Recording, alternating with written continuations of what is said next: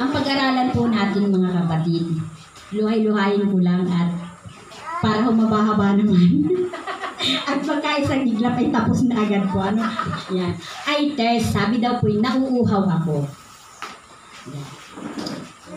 Sabi po dito, bilang tao, tayo ay nakakaramdam ng pagkauhaw, maaaring pagkatapos nating gawin ang mabibigat na gawain o dahil sa mainit na panahon.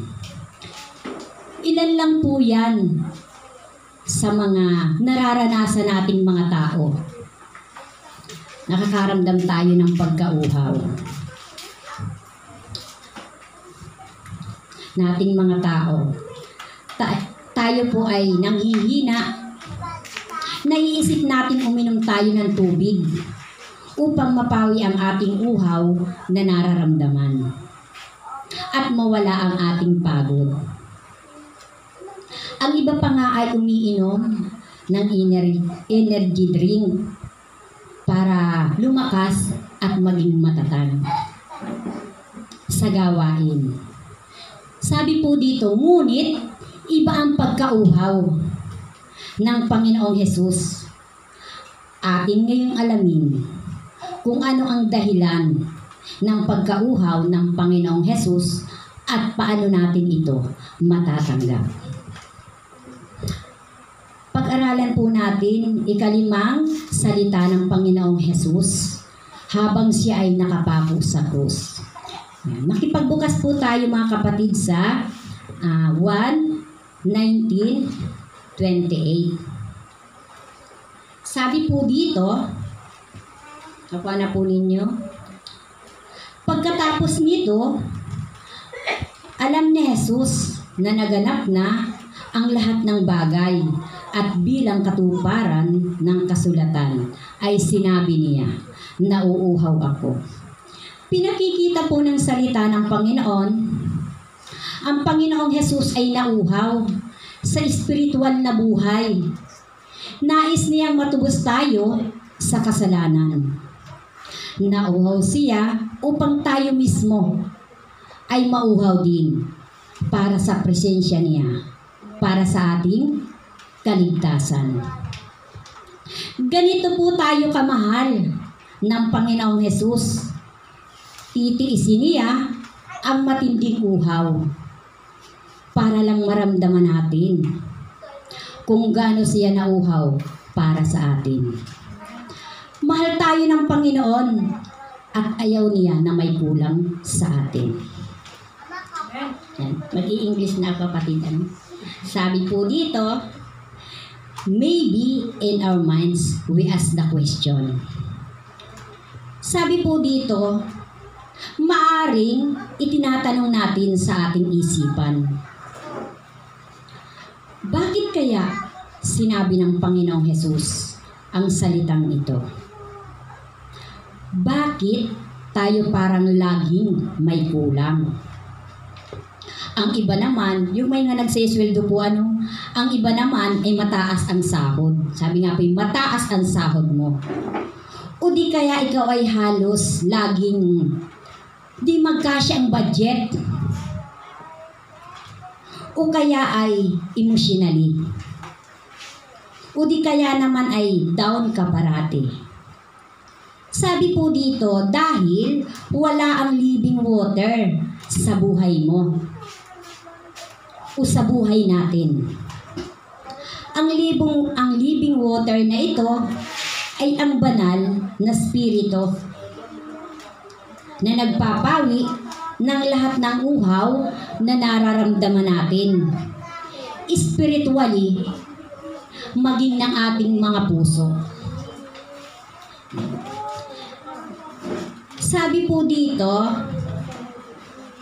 tayo po ay nasa basahin ko lang po ito po yung mga verse na lang, o memory verse.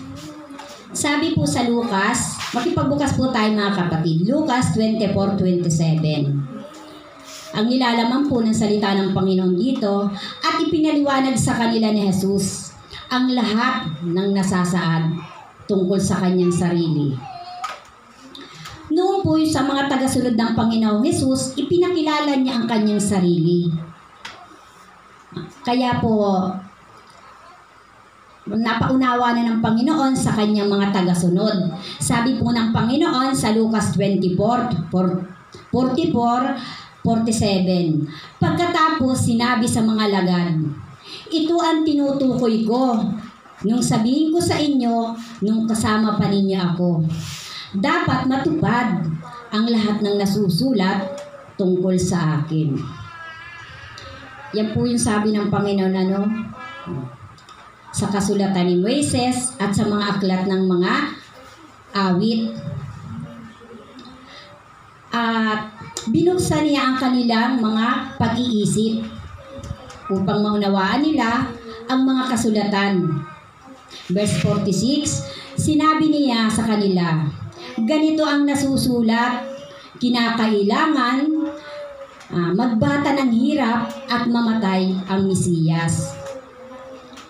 47, sa kanyang pangalan ang pagsisisi at kapatawaran ng mga kasalanan ay dapat ipangaral sa lahat ng bansa magmula sa Jerusalem.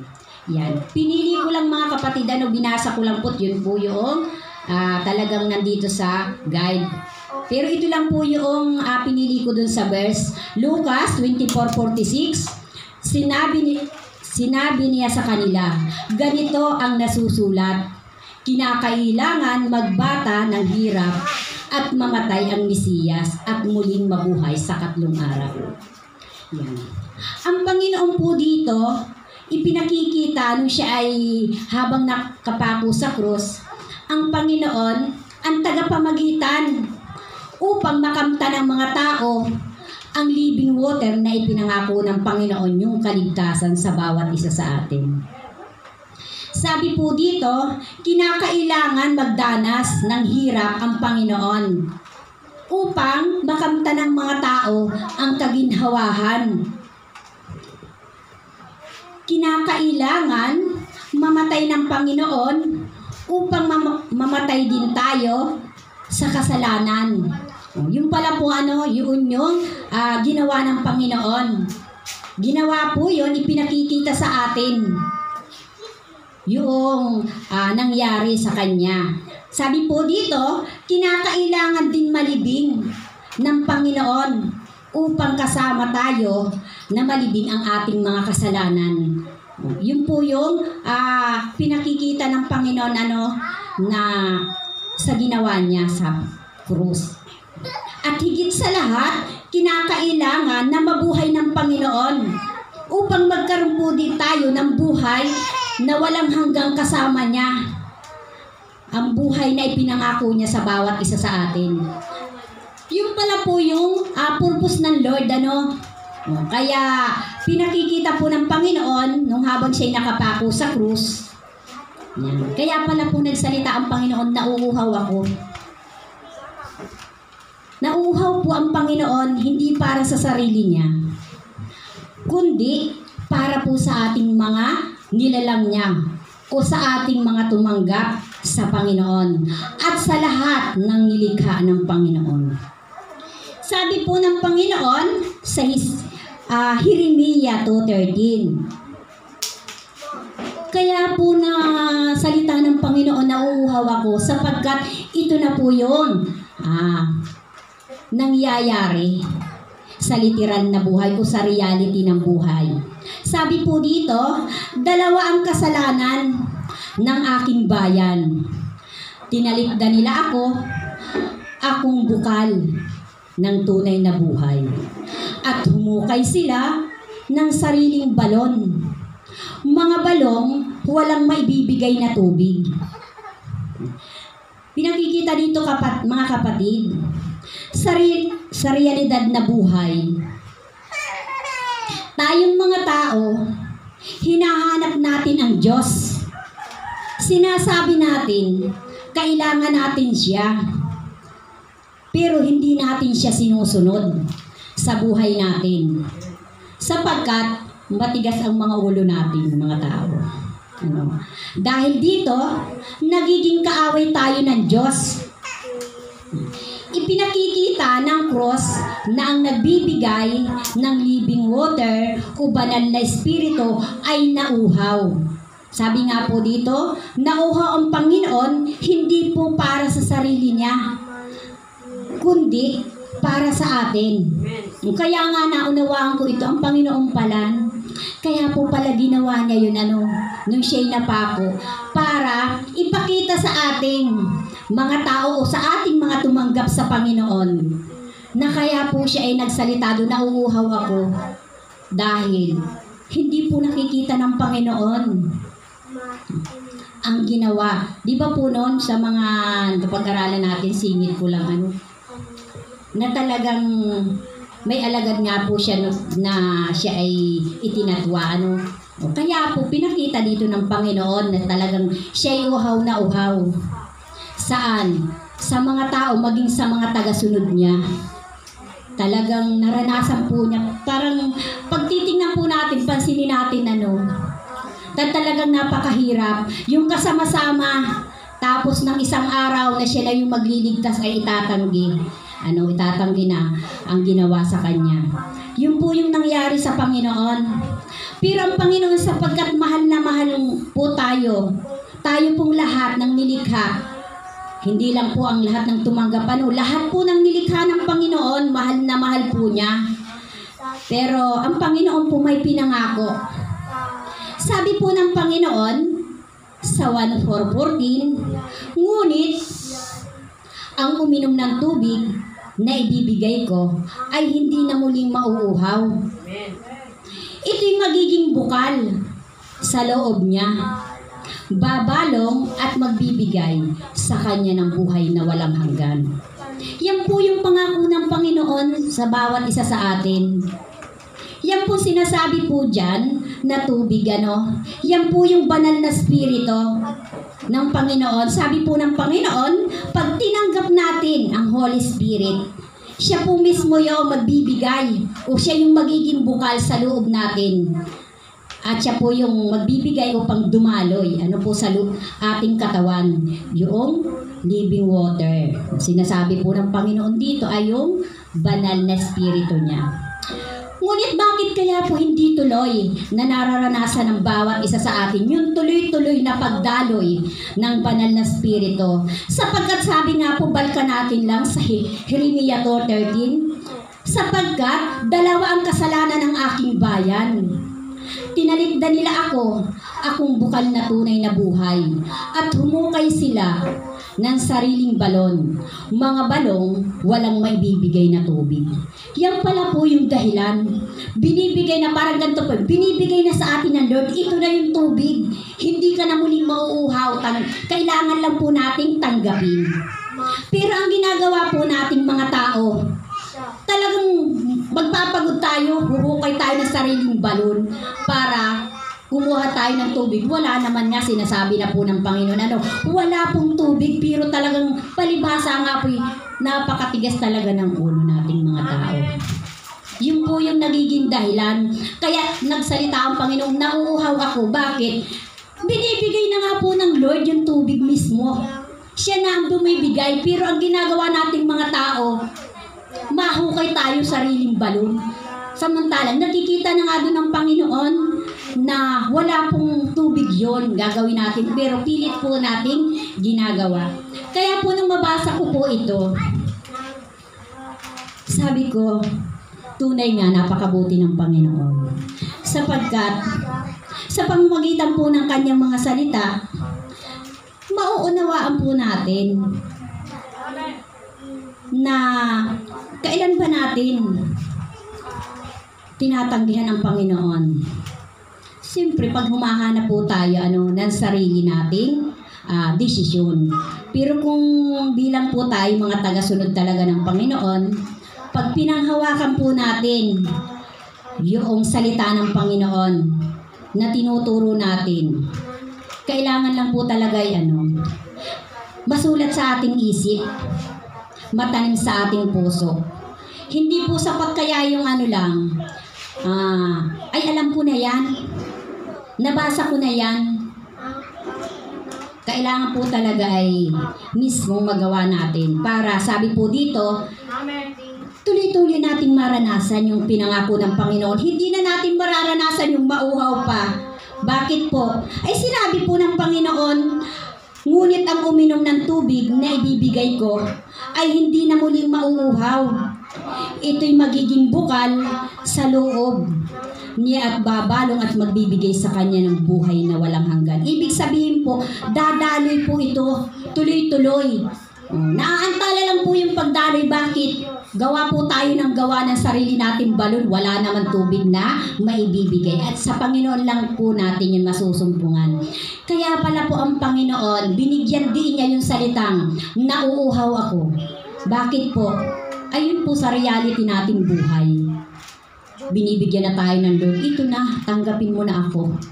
Hindi ka na muling mauuhaw, pero Lord, gagawa ako ng sarili kong balon. Maghuhukay ako, magpapagod ako. Binibigay na po sa atin napakabuti po ng Panginoon sapagkat mahal na mahal po niya tayo. Yan. Maikli lang po yun sa akin, basahin ko lang. English po ay, ako po hindi marunong mag-English. Pero babasahin ko na lang din po para kasunod ko lang yung pattern ko. May pattern po kaya tayo. Sabi po dito, hayaan po na yung English ko na Tagalog na Tagalog Carabao, English Carabao. English, itong totoo, pero yung pagka-Tagalog ay simple po ito po yung pagkaunawa ko. Sabi po dito, we need to go back and remind ourselves of what He did on your days and our lives. Sabi po, tinagalog ko, kayo na po, at siyempre nag-araral naman kayo. Kailangan maunawaan natin kung ano ang ginawa ng Panginoon. Sabi po dito, the salvation that He secured and give to us. Sinigurado niya ang ating kaligtasan ay maranasan natin. Kaya napakabuti po. Ito pa po yung sinabi dito, sa guide na binigay sa akin. May a heart we feel the gratitude that in turn we live to lives with godliness. Sabi po dito, tinagalog ko po ng Tagalog na di maintindihan po. Pero maintindihan po natin dahil ito po ay tinuro ng Panginoon. Punin natin ang pasasalamat ang ating mga puso nang may pamumuhay ng pagsunod sa Panginoon. Sabi po dito, praise to be God for the salvation to this us given through Christ our Savior. Sabi po dito, purihin natin ang Diyos dahil sa binigay niya na kaligtasan sa atin sa pamamagitan ni Jesus na ating tagapagligtas. Yan po, napakabuti po ng Panginoon. Dahil sa pagmamahal niya, ako po walang ginawa dito na may number 1. Ito lang po talaga yung sinundan ko, sinarili ko lang po sapagkat hiniling ko na lang sa Lord na maunawaan ng bawat isa sa atin. Pero sabi po dito ng Panginoon, upang patuloy na maranasan natin ang pagdaloy ng holy water, let us join the psalmist in saying. Makipagbukas po tayo sa awit 96:2-3. Sabi po dito, awitan natin ang Panginoon. Ang ngalan niya ay purihin araw-araw. Ang ginawang pagliligtas ay banggitin. Kahit sa ay ipaliwanag na si Yahweh ay dakila. Sa madla, ipahayag ang dakila niyang gawa. Yan po pala yun dapat natin ginagawa. Pagkatapos, natanggapin natin ang living water na magpapawi ng uhaw sa bawat isa sa atin. Yan, summary na lang po natin hanggang dyan lang po yung aking ibabahagi. Sabi po dito, kailangan lang po natin na tuloy-tuloy na purihin ang Panginoon. Pasalamatan siya sa lahat ng ginawa niya. Habang siya ay nakapako sa krus, yung kanyang panlimang salita, nauuhaw ako. Binigyan din po ng Panginoon na nauuhaw ang Panginoon, hindi po para sa sarili niya. kundi para sa ating mga tao. Nahukay ng sariling balon. May binibigay ng Panginoon na tuloy-tuloy natin maranasan ng pagdaloy.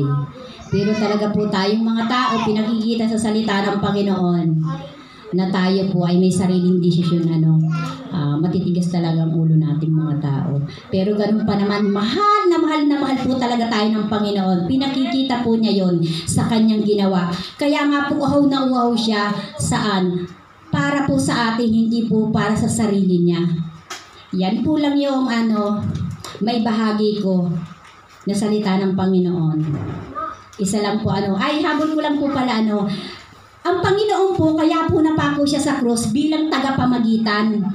Yung ginawa po ng Panginoon, tagapamagitan po ang Panginoon upang maramdaman nating mga tao ang kaligtasan. Yun po yung ginampanan niya. Kaya po, di makita ng Panginoon, kaya sinabi niya, nauuhaw ako. Kaya amen. Sana po tayong lahat ay mauhaw sa Panginoon. Ang tinutukoy po dito ng Panginoon, ang holy water na sinasabi yung living water ay ang kanyang banal na spirito. Tandaan po natin, ang nagiging hadlang po pala ng banal na spirito, kaya di natin maramdaman, ay ang hukay tayo ng sariling balo natin. Wala namang tubig, sabi nga ng Panginoon, pero gawa pa din tayo ng gawa. Panghawakan po natin ang pangako ng Panginoon. Nasa dyan, 4:14, upang di natin maranasan ang muling pagkahoy. Bagamat may mga mararanasan tayo, mga magiging hadlang, tutulungan tayo ng Panginoon. Sapagkat mahal na mahal po niya tayo. Salamat sa Panginoon. Hanggang dyan lang mga kapatid, yung maibahagi ko sa inyo. Closing prayer po tayo.